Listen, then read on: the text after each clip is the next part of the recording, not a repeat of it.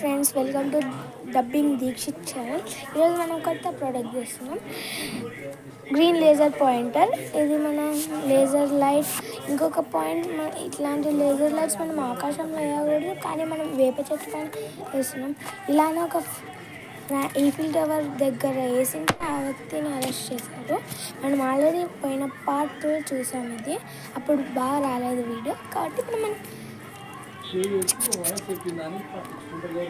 Thank you. Project మధ్యలో కనిపిస్తున్నాయా laser light?